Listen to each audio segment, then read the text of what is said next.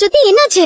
நான் பழகுறல வயசான பாடி மாதிரி நடந்து வர வழுக்கி விழுந்துட்டேன் மீனா. கொஞ்சம் தைலம் இருந்தா கொடுங்க. தைலம் இருக்கு. எப்படிங்க விழுந்தீங்க? நானா விழல, யாராலன்னு எனக்கு தெரியும். அவன அப்புறம் வச்சுக்கிறேன்.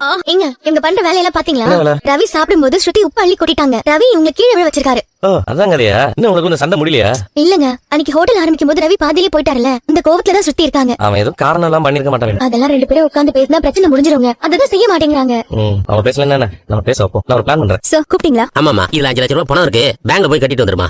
இல்ல சார், நான் போகல. ஏம்மா அப்படி சொல்ற? நீயே போயிட்டு வந்துருமா? சார், இப்ப நான் பாக்குற வேலையே போனாலும் பரவாயில்ல, பேங்க்குக்கு போய் பணம் கட்டுற வேலை எல்லாம் எனக்கு வேணாம் சார். ஏற்கனவே ஒரு தடவை போய் தான் எனக்கு ரொம்ப சங்கடம் ஆயிடுச்சு. அதுவே எனக்கு ரொம்ப மன உளைச்சல் ஆயிடுச்சு. அதுல இருந்து மீண்டும் வரதுக்குள்ள போதும் போதும்னு ஆயிடுச்சு. நீ ஏன் பயப்படுறன்னு எனக்கு புரியுதுமா. ஏதோ அப்ப அந்த மாதிரி நடந்துருச்சு. டெய்லியும் இப்படி நடக்குமா? இதுக்கு முன்னால எத்தனையோ தடவை போய் பணத்தை கட்டிட்டு வந்திருக்க. அன்னைக்கு ஏதோ உனக்கு டைம் சரியில்லை. பரவாயில்ல, ப்ராப்ளம் தான் சால்வ் ஆயிடுச்சு இல்லம்மா. போயிட்டு வாமா. உன் ஜப்தனமா இது, நீ தான் செஞ்சாகணும். இல்ல சார், அது வந்து சீதா, ஒரு தடவை தப்பு நடந்துருச்சுன்னு எப்பவுமே பயந்துட்டு இருக்க கூடாதுமா. இனிமே நீ கேர்ஃபுல்லா இருந்தா மட்டும் போதுமா. எனக்கு உன் மேல நம்பிக்கை இருக்கு. நீ போயிட்டு வாமா. சரிங்க சார், நான் போயிட்டு வரேன். இந்தம்மா கொடுங்க சார். கூட போயிட்டு வாங்க. அண்ணே, ஆட்டோவை எங்கேயுமே ஸ்டாப் பண்ண கூடாதுனே. சரிமா, உன்னை பத்திரமா கூட்டிட்டு போய் கூட்டு வரமா. போன தடவை மாதிரி எப்பவும் நடக்காது. வாமா. அண்ணே, அன்னைக்கு நீங்க வந்திருந்தா இவ்வளவு பெரிய பிரச்சனையா இருக்காது. அன்னைக்கு கூட நான் வரேன் தானே சொன்னேன் மேடம். பாவம் என் மேல இறக்க போட்டு நீங்க வேண்டாம்னு சொன்னீங்க. இனிமே அப்படி ஆகாது மேடம். இல்ல மாமா, நான் சாப்பிட்டு தான் வரேன். அப்படியா? அத்தை எப்படி இருக்காங்க? வீட்டு வந்தாங்களா?